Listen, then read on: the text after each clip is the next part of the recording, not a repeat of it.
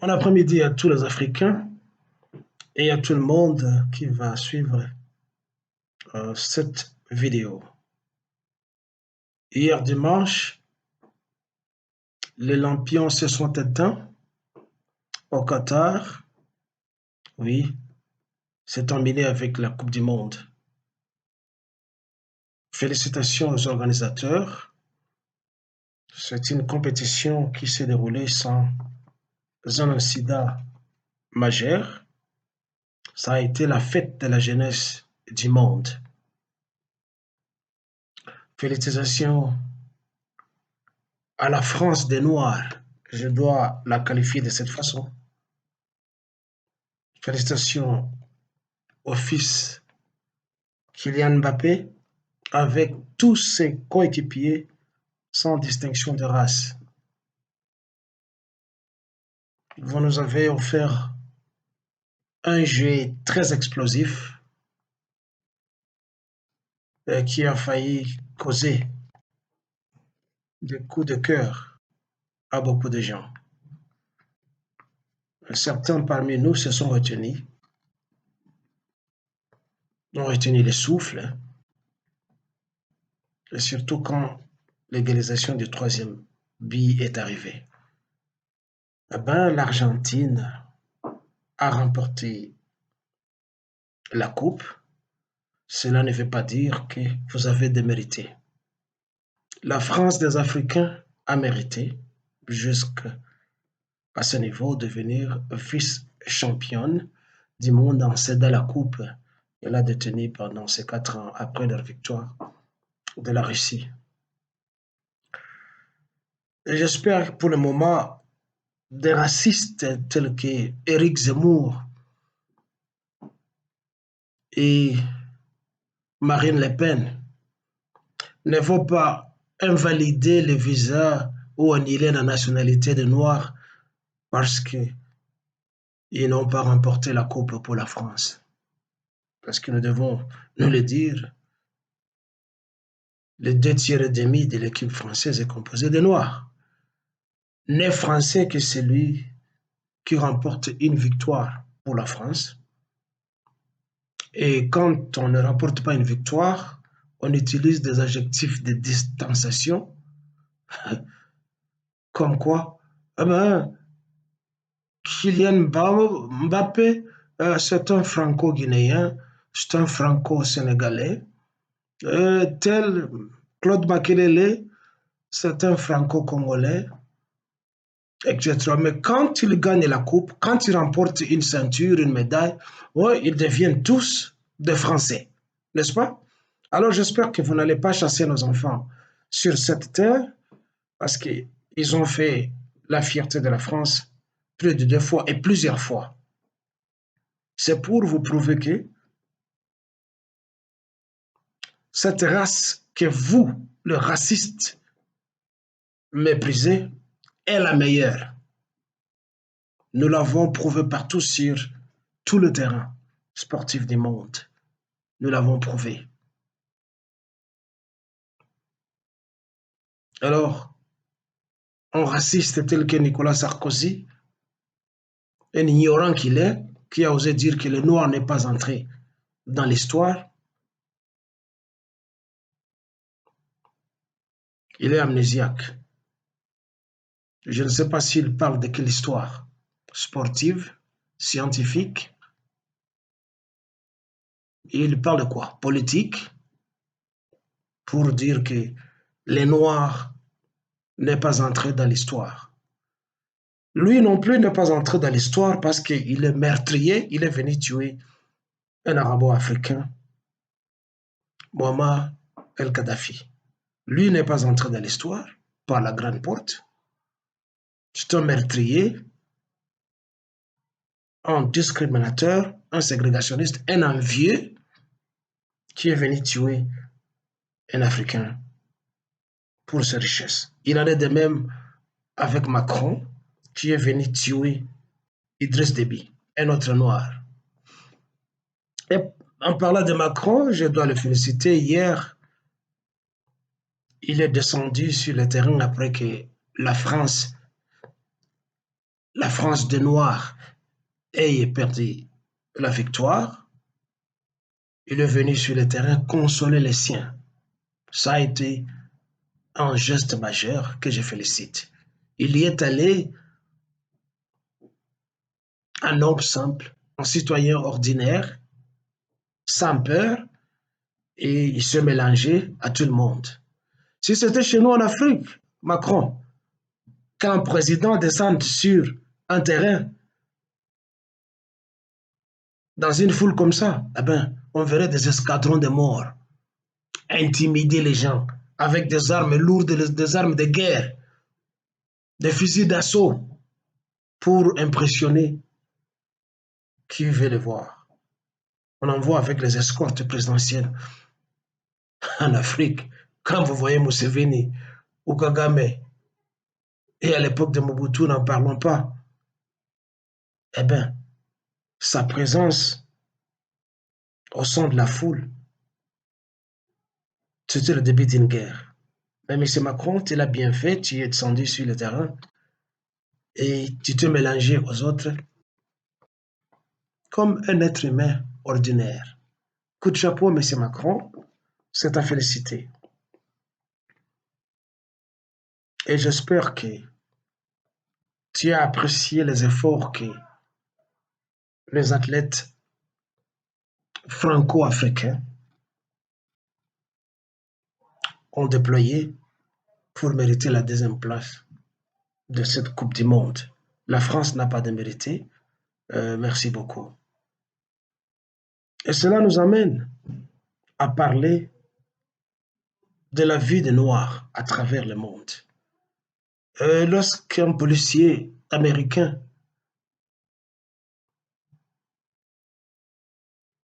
a, avec son genou, étranglé un Noir, George Floyd, aux États-Unis, l'année passée, le monde a bougé. Et il y a un slogan qui est sorti. En anglais, on dit Black Lives Matters. La vie des Noirs vaut son pesant d'or. Mais pour nombreux, soi-disant, blancs, race supérieure, la vie d'un homme noir ne vaut rien, malgré notre entrée dans l'histoire par la grande porte. Nous avons construit la Maison Blanche. Nous avons construit beaucoup de sites et d'infrastructures à travers le monde que vous, les soi-disant blancs, n'avez pas construit. On a tué George Floyd.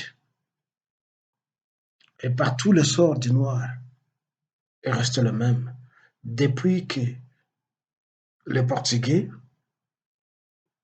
ont pris contact avec le continent africain, après la bulle du pape Nicolas, qui a poussé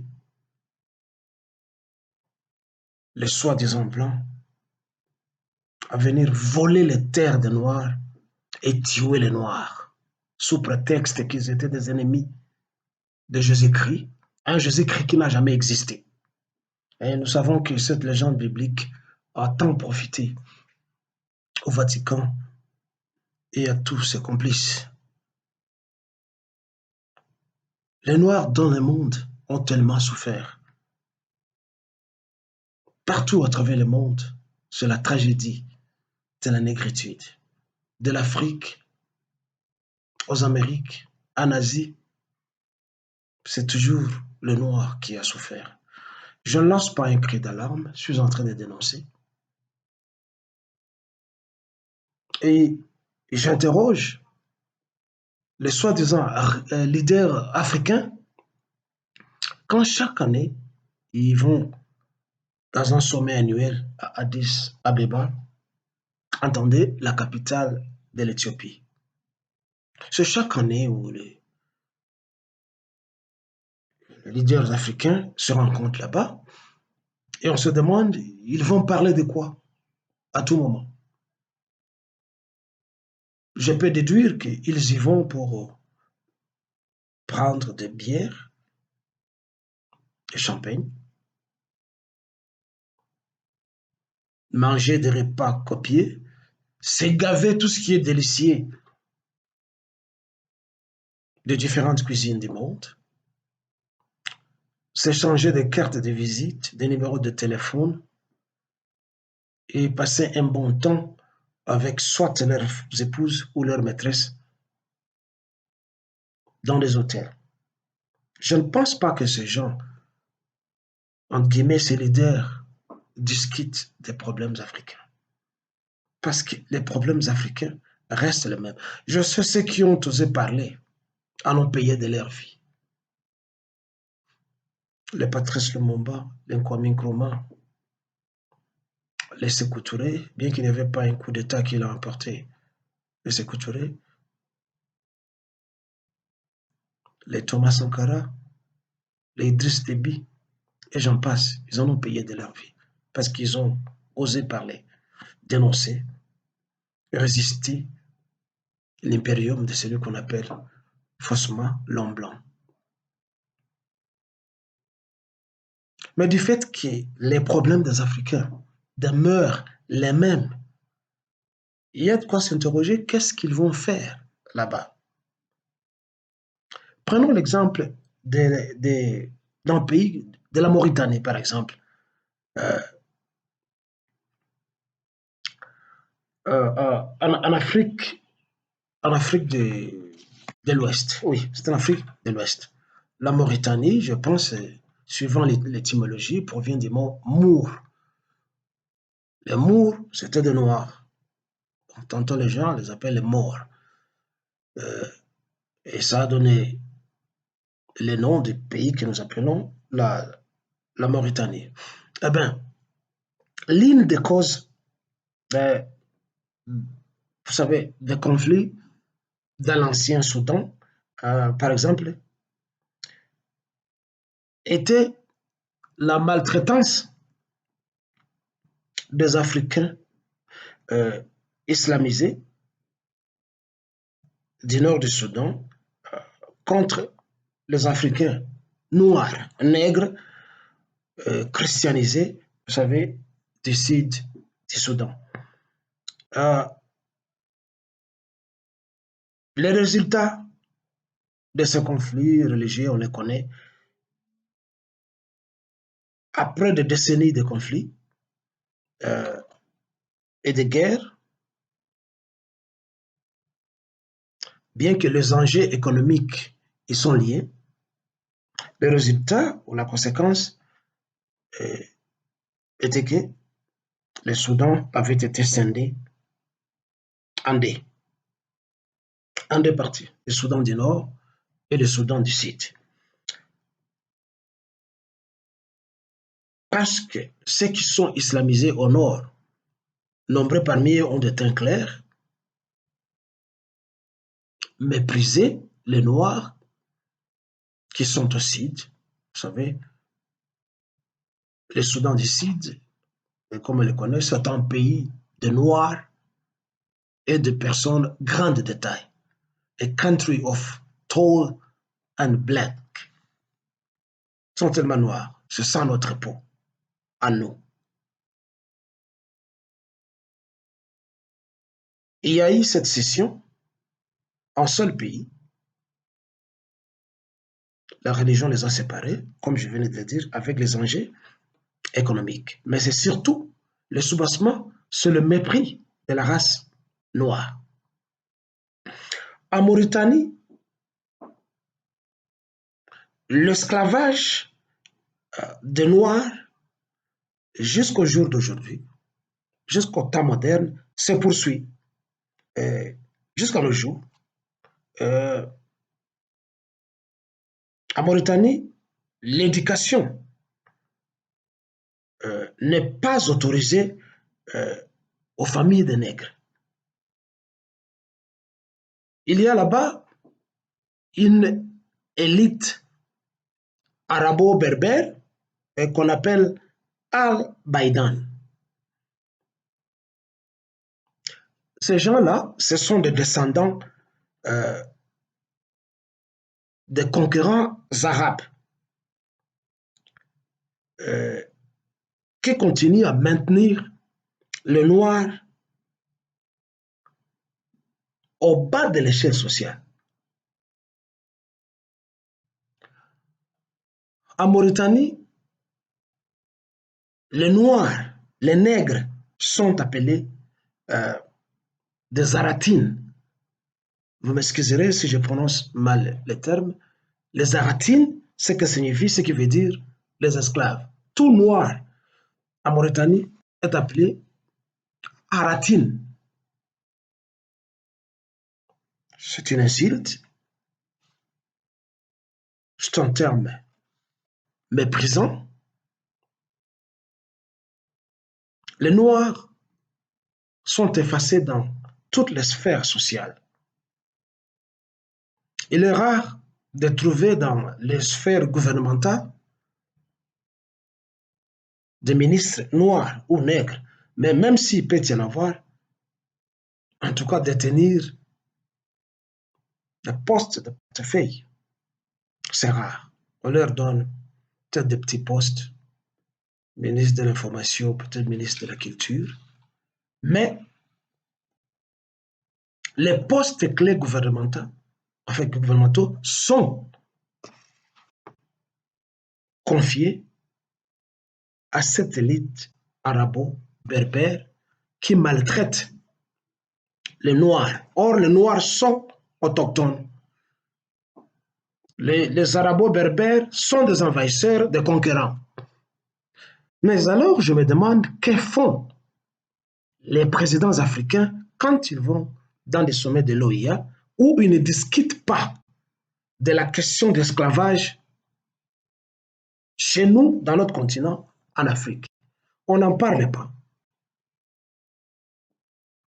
Ces gens sont gommés sur la liste des personnes, les Mauritaniens, des Noirs comme nous. Les dirigeants africains vont dire quoi? Vont discuter quoi? Ils ne mettent jamais la question des Noirs dans l'agenda des points qu'ils discutent lors des sommets, lors des réunions. Oui, je sais que dans sa genèse, l'Organisation de l'Unité africaine a produit de résultats concrets en précipitant l'indépendance de beaucoup de pays africains qui n'étaient pas indépendants. Kwame Nkrumah avait d'ailleurs dit que le Ghana ne sera pas indépendant aussi longtemps que toute l'Afrique n'est pas encore indépendante. C'était bien. Mais aujourd'hui, où en sommes-nous? L'Union africaine, c'est devenu presque un club d'amis qui vont en villégiature, ils vont en congé, ils vont en vacances, mais le résultat concret n'est pas là. Comment peut-on comprendre que le continent africain s'était, quand la tragédie humaine et économique se déroule au Congo? Pendant plus de 2 décennies, des Noirs armés par les impérialistes occidentaux déciment la population congolaise.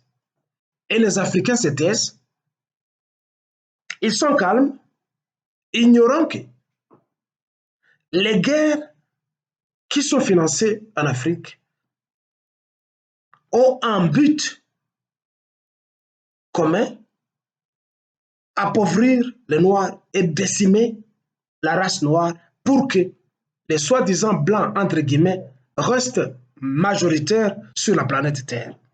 Mais on arme des présidents idiots, des sous-fifres des Occidentaux, qu'on élève au rang des leaders, des voyous et des idiots tels que Paul Kagame, des imbéciles et des gourmands tels que Museveni. Ce sont des nègres comme nous, mais qui sont contents d'être armés pour décimer leur propre race. Ça ne passe pas dans leur tête. Ils sont contents, tellement contents. Les Tutsis sont les premiers à se plaindre que non, ils sont minoritaires, ils doivent être protégés, c'est une espèce rare, comme je l'ai dit dans ma vidéo de la semaine passée. Mais comment pouvez-vous vous plaindre ou vous présenter comme étant une minorité, mais qui provoquait des guerres et qui acceptait d'être armé par l'ennemi de votre propre race? C'est de l'idiotie. Kagame, c'est un idiot. Museveni, c'est un idiot. Et ils se disent qu'ils sont des panafricanistes. Mais ça ne tient pas la route. Qu'est-ce qui ne va pas dans la tête de ces gens-là? C'est le prestige. Qu'est-ce qui ne va pas dans leur tête? Eh bien, comme on le dit dans ma langue, hein,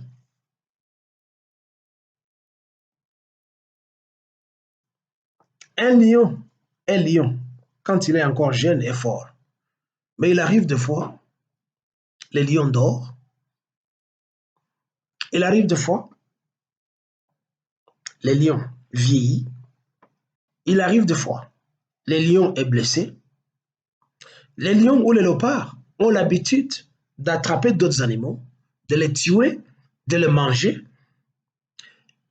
Et quand ils laissent des déchets, il y a d'autres animaux tels que les hyènes et les autres carnassiers ou carnivores qui mangent les déchets que les lions laissent. Les lions ou les léopards se mettent même à tuer d'autres animaux dans la forêt qui ne mangent pas. C'est un sport pour eux de tuer d'autres animaux. Mais quand les lions ou les léopards vieillissent ou quand il est blessé, ce sont ce même ramasseur de déchets qui se mettent à les chasser et à les pourchasser et à les manger même. Monsieur Paul Kagame et Museveni, cette petite historiette de félin de la forêt doit éveiller votre conscience et votre subconscient si vous les avez. Je ne pense pas que vous avez un subconscient. Vous devriez vous ériger en part contre l'impérialisme et le néocolonialisme des Africains. Vous avez, vous deux, la peau noire comme tous les autres Africains. Quand bien même qu'on vous flatte que nous, vous êtes la race supérieure, ce n'est pas la taille qui fait la supériorité d'une personne. Nous connaissons de tous ceux qui sont trop courts.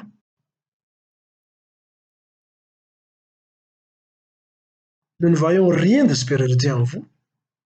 On n'a jamais appris qu'un Tutsi a inventé ceci et cela. Aucun de vous. Vous êtes seulement des sous-fifres, des idiots utiles au service des impérialistes, de chiens de guerre qu'on arme pour chasser d'autres animaux dans la forêt. C'est ce qu'est Kagame, c'est ce qu'est Museveni. En parlant de Kagame, je voudrais vous ramener sur son tout récent discours devant son Parlement. J'en ai un peu parlé la semaine passée. Je révisionnais, revis ce discours du début à la fin au cours du week-end passé. Et je vis remarquer quelque part que Kagame était un homme véridique, bien qu'il a utilisé l'ironie et parfois la franchise dans ce qu'il disait. Quelque part, si vous suivez son discours, dans son mauvais anglais, parce que la langue qu'il parle est un peu semblable à l'anglais, lui et Museveni. Je ne sais pas si c'est l'anglais ou qu'est-ce qu'il parle. En fait, on peut leur pardonner parce que l'anglais n'est pas notre langue. Et ils fournissent un effort de parler l'anglais. Oui, mais ce qu'ils parlent, c'est semblable un peu à l'anglais. Oui. Il dit, nous sommes condamnés de causer des troubles au Congo. Mais il y a des gens derrière nous, il y a ce pays, ce plus grand pays, ce plus puissant pays, qui nous poussent à les faire, mais qui se mettent à nous condamner. Mais toujours, on condamne les Rwandais, c'est les Rwandais, c'est les Rwandais, mais derrière nous, il y a des gens. Suivez très bien les discours de Paul Kagame. C'est un discours d'aveu et en même temps d'accusation. Il accuse les superpuissants que ce sont eux qui l'arment, ou qui les arment, les deux ou les trois, avec les Burundis qui se cachent, qui les arment pour attaquer le Congo. Mais il s'étonne pourquoi ces pays puissants, dans leurs médias, se mettent à accuser le Rwanda. C'est un aveu et c'est une dénonciation qui est bien accueillie. Il s'est bien justifié que lui et Museveni, ils sont des idiots, ils sont des stupides qui sont armés par les grandes puissances et que eux manquent l'esprit du patriotisme et de la négritude pour dire non à leurs financiers, que non, les Congolais et les autres, ce sont nos frères. Si vous nous attaquez, alors, si nous les attaquons, alors, nous nous attaquons nous-mêmes. Suivez très bien son discours. Il avoue qu'il est sponsorisé. Il avoue que c'est lui qui a commis les génocides. Il avoue que les Rwandais volent. Parce que quelque part, comiquement, il dit, we are not thieves, we are not stealing anything, but those who are behind us know that each dollar they give us is well used. Il dit que ceux-là qui nous donnent des subventions savent très bien que chaque dollar qui tombe dans notre escarcelle est bien utilisé à bon escient. Il avoue ça, suivez très bien. Ça signifie que nous, les Congolais et les autres,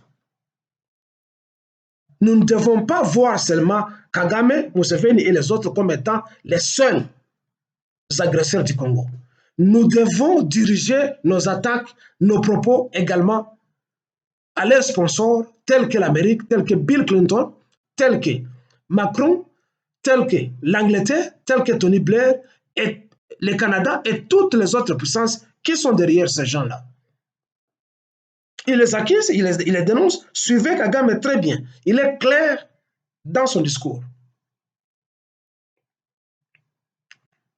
Mais alors, comme je le disais la fois passée, au lieu que nous ayons toujours l'espoir à la Cour pénale internationale ou à la Cour, je ne sais pas, de justice pénale internationale, où sont les juristes congolais pour intenter de procès à Bill Clinton, intenter de procès à Tony Blair? Les faits sont là. Et ils vont faire quoi? Ce sont eux qui disent que la justice, le droit international est impartial. Ce sont eux. Mais alors, si ce droit doit les impliquer, mais allons-y. Que faites-vous? Vous avez peur de quoi? Vous, les juristes congolais. Vous vous taisez pourquoi alors que nous sommes agressés par des individus comme nous, des mortels comme nous? Qui est Bill Clinton? Ce que Bill Clinton a fait au Rwanda tout comme au Burundi, ce sont des coups d'État. Ce sont des coups d'État. Une grande puissance qui vient faire un coup d'État dans des pays pauvres comme ça. Et quand vous vous rappelez encore de l'intervention de l'ancienne congressiste américaine Cynthia McKinney, elle en avait parlé au Congrès américain. Elle avait dénoncé ça. Mais qu'en est-il de nous autres? Ne nous limitons pas seulement à Kagame. Dénonçons tout le monde. Accusons tout le monde. La fois passée, Laurent Désiré Kabila avait seulement accusé l'Ouganda, où le Congo espérait un dotation de plus de 8 millions, ou avant 8 milliards de dollars. Qu'en est-il du Rwanda? Qu'en est-il du Burundi? Pourquoi on n'a pas accusé les deux autres pays? Qu'en est-il des autres pays qui sont impliqués dans l'agression du Congo et dont les noms sont cités dans l'enquête Mapping et d'autres enquêtes menées par des organisations privées? Ne nous limitons pas seulement à Kagame. Mais en disant ça, Je ne défends ni Kagame, ni Museveni, ni le Burundi. Je voudrais juste ouvrir vos yeux et vos oreilles que les problèmes sont complexes et nous devons tacler ces problèmes dans sa complexité. Sinon, nous disparaissons. Les Noirs dans le monde souffrent. Si nous sommes incapables de parler de la souffrance des Noirs sur le continent, je parlais donc de la Mauritanie. Au Maroc, en Tunisie, en Libye, après la chute de Muammar Kadhafi, les images ont fait les tours du monde, où vous avez vu comment est-ce que les Arabes maltraitent les immigrants noirs qui tentent de traverser la Méditerranée pour aller chercher une vie meilleure sur l'autre rive de la Méditerranée, donc de l'Europe. On les torturait, on les tuait, on les vendait comme de nouveaux esclaves par les Arabes.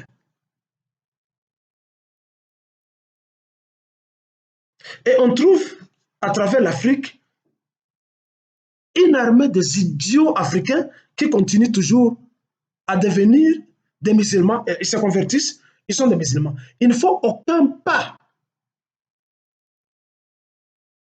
de rejet de cette religion d'esclavagisme, l'islam, et même le christianisme, mais surtout l'islam.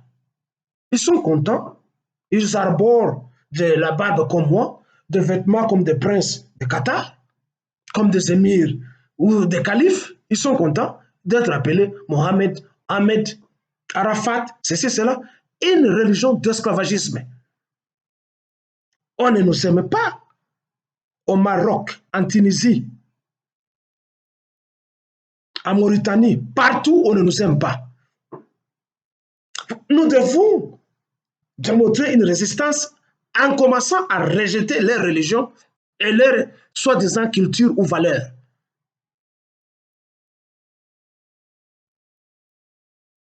Qu'est-ce que les leaders discutent? De quoi est-ce qu'ils discutent à l'OIA? Pour étendre ce sujet, allez en Inde.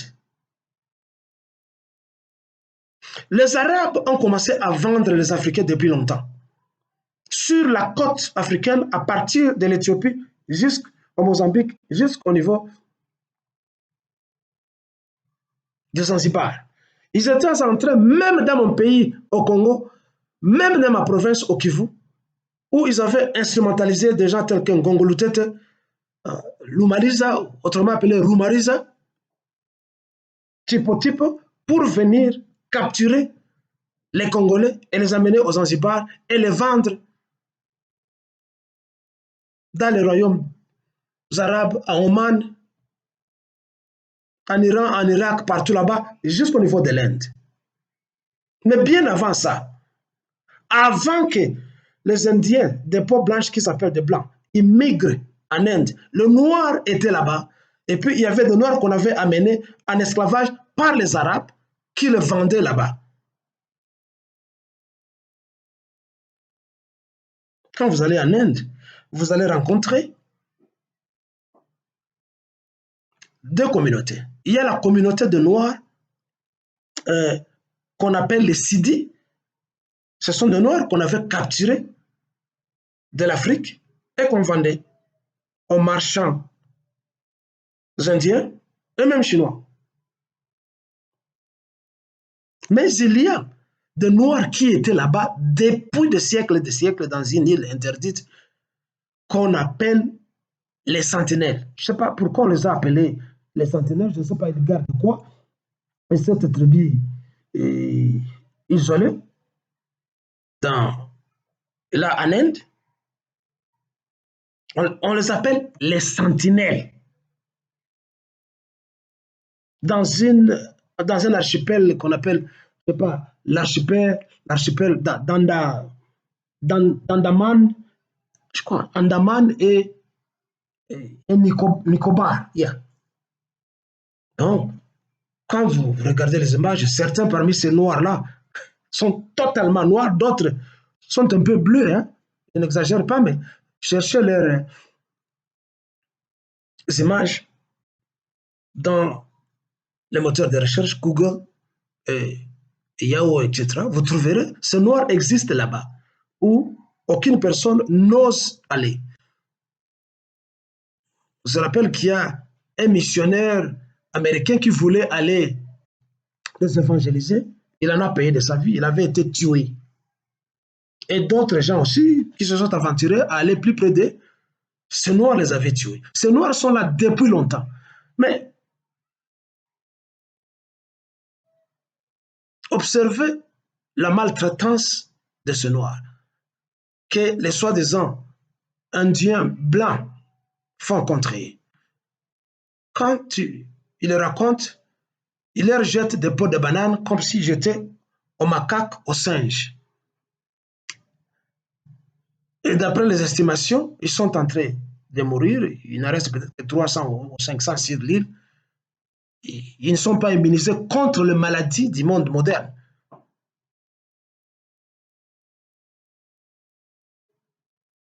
Et certains même, on leur donne de l'alcool. C'est la même méthode ou les mêmes méthodes que les blancs, les soi-disant blancs, ont utilisées partout. En Amérique, ils ont amené leurs maladies coloniales.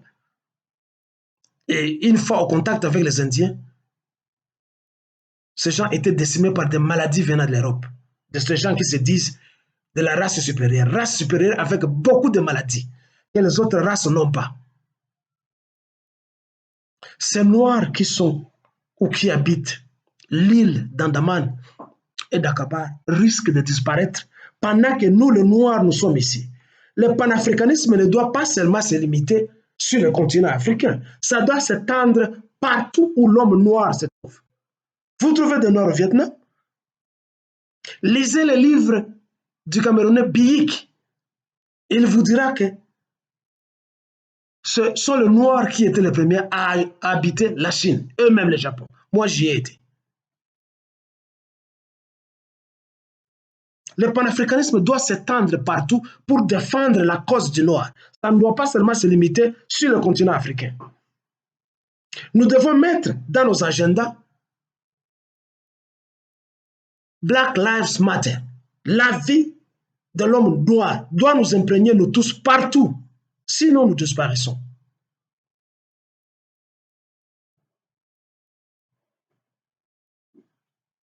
Et cela m'amène à parler du sommet ISA Afrique. Vous, les présidents africains, vous n'avez pas honte. On vous appelle comme des petits chiens par les impérialistes. L'Amérique est en train de tituber économiquement et financièrement. Elle ne sait pas par où commencer et par où continuer. Ayant peur de la Chine, de la Russie, de l'Inde et d'autres puissances émergentes, l'Amérique appelle les dirigeants africains, venez, venez, venez, sommet Amérique, Afrique. Et vous tous, vous vous jetez dans les avions pour aller répondre présent devant le maître qui a un papier, un carnet d'appel tel. Félix Tshisekedi, tel. Paul Biya, tel. Ah, vous êtes dans la classe? Ok. Le maître commence à parler.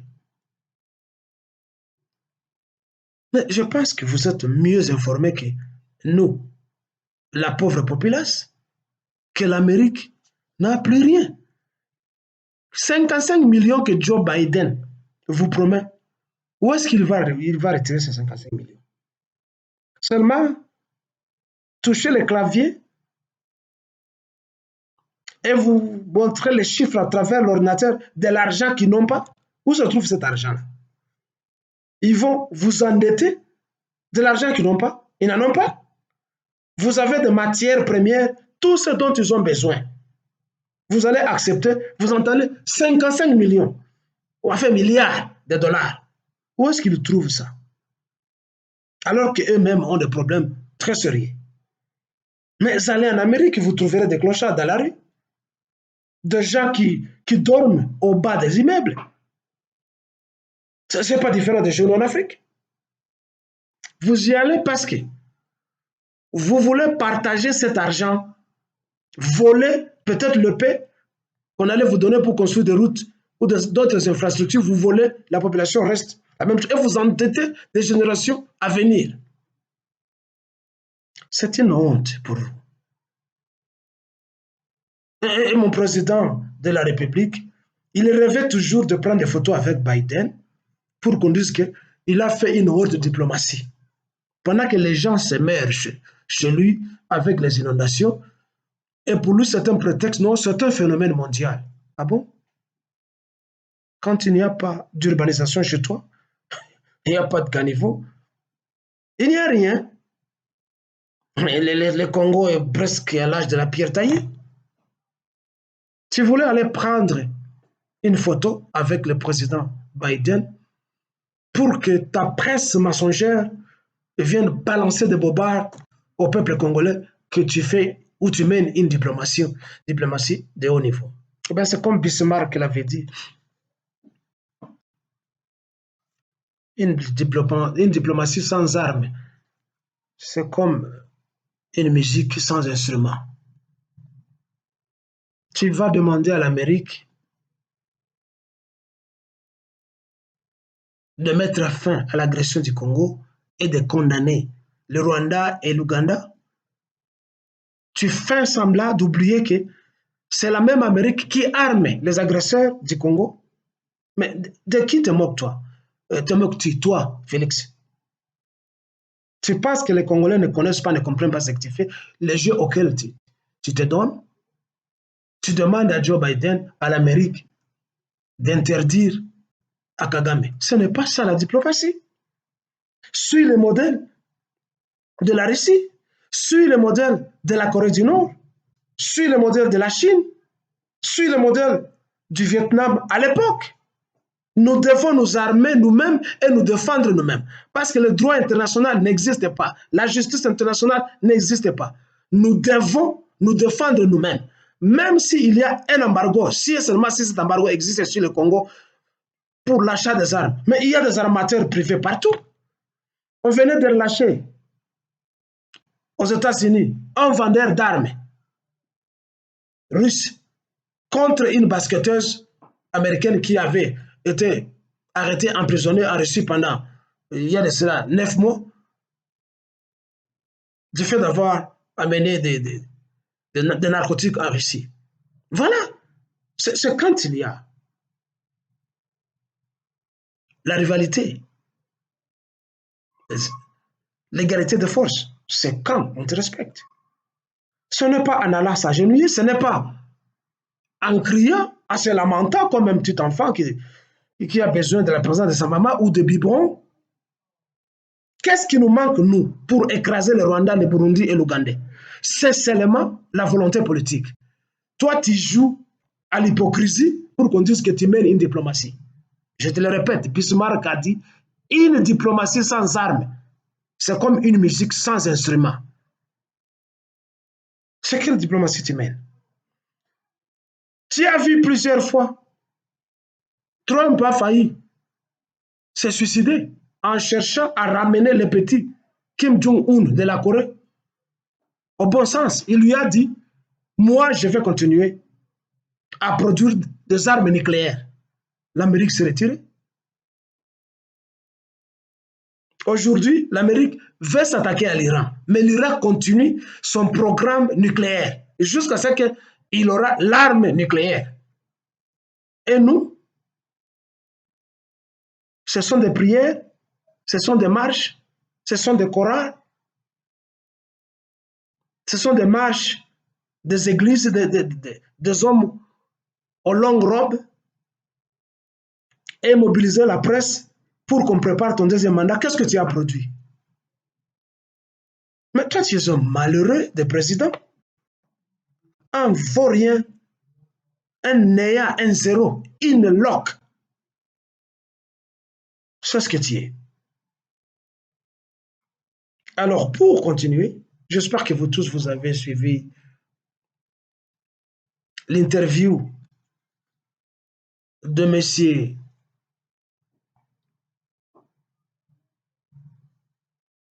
Moïse Katumbi,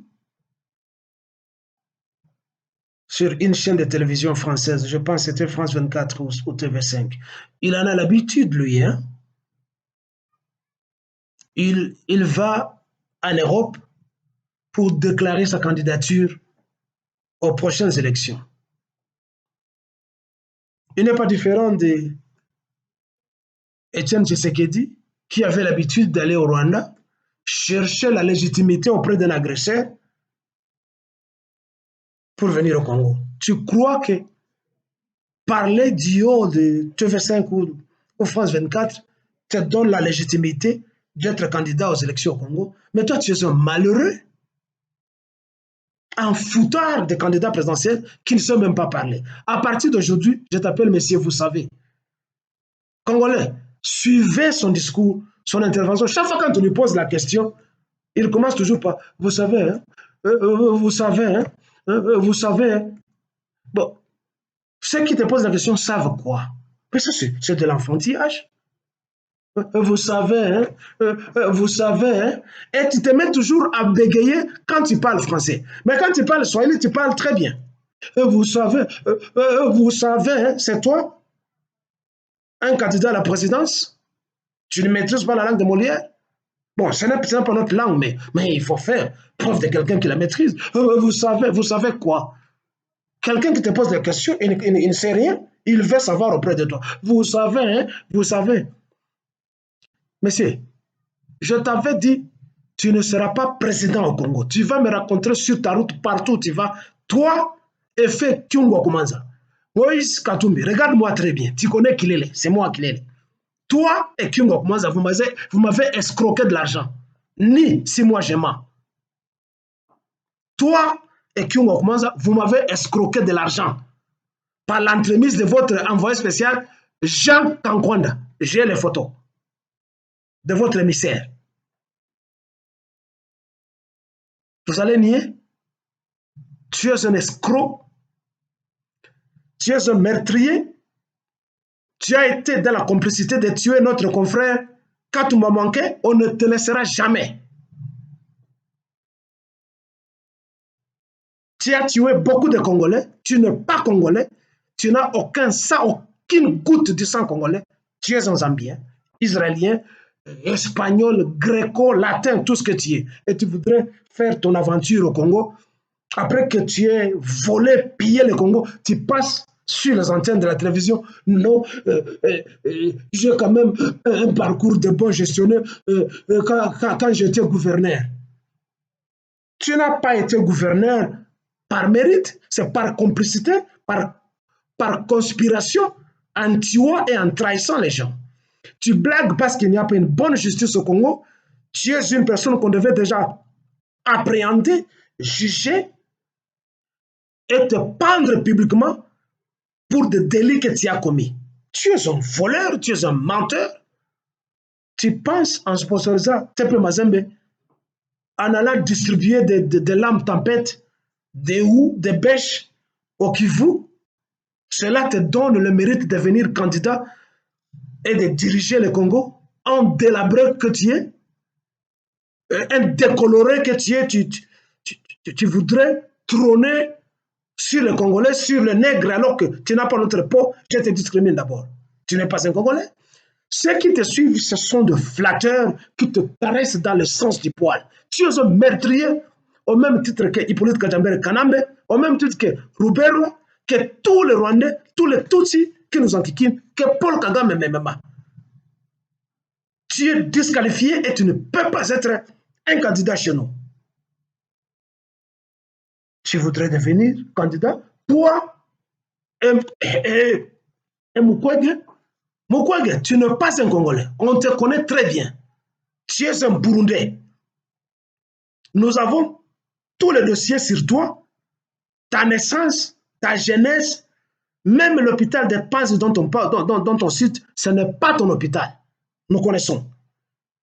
Tu es un imposteur au même titre que Katumbi, au même titre que Hippolyte Kajambe. Vous êtes des imposteurs. Et la véritable justice nationale et nationaliste doit s'occuper de vous pour vous arrêter et cesser d'enquiquiner le peuple congolais que vous avez meurtri pendant tout ce temps. Vous êtes des pions des Occidentaux et vous voulez devenir des présidents chez nous? Vous êtes en état de mort cérébrale. Vous pensez que les Congolais ont oublié? Vous pensez que les Congolais ont oublié tous les méfaits, toute la maltraitance? Vous pensez ça? Et vous voulez nous amener aux élections. Qui a besoin des élections au Congo? Là où la population n'est pas identifiée. Pendant des décennies, il n'y a pas de carte pour citoyens. Il n'y a pas de recensement. Le pays est occupé et vous voulez organiser des élections? Moïse Katumbi, candidat. Mouzito, candidat. Votre complice, le gourmand, Félix, soi-disant Tshisekedi, candidat. Vous tous, vous ne méritez pas et nous devons vous écarter. On n'a pas besoin de vous. Jean-Pierre Bemba, candidat. Après que son père ait pillé les entreprises congolaises, Jean-Pierre Bemba vient se présenter candidat. Très sponsorisé par Museveni. Un malade mental. Alors, pour terminer, je vis une photo circuler dans les réseaux sociaux d'un livre qui bientôt va sortir, intitulé Dans les couloirs du silence, signé François Beya, l'ancien patron de service d'espionnage et d'intelligence du Congo. Bon, c'est un livre, nous allons l'acheter, je ne l'ai pas encore lu, hein, mais avoir les titres Dans les couloirs du silence. Oui, et c'est depuis Mobutu que tu étais toujours dans les couloirs du silence. Les services d'intelligence que tu menais n'œuvraient pas au bénéfice du Congo et des Congolais. Tu es un être traître qui travaillait au bénéfice de l'impérialisme occidental et de l'hégémonie Tutsi. Nous te connaissons. Tu as attendu quoi pour dénoncer le mal de Félix Chilambo? Tu as attendu quoi? Qu'est-ce que tu as attendu? C'est maintenant, parce qu'on t'a écarté, tu as la chance qu'il ne t'a pas empoisonné comme il a fait avec les autres. Je me demande si tu es encore en bon état, si tu n'as pas été empoisonné. Tu as attendu quoi pour dénoncer tous les mots? Tu penses que ça sera un scoop, que ton livre fera sensation? Espèce d'hypocrite, un félon, antipatrie. J'ai pris les ancêtres pour que tu meurs maintenant. Toi et les autres, les Tutsis qui nous enquiquinent. Les Congolais, il n'y aura pas d'élection. Rejetez les élections. On n'en a pas besoin.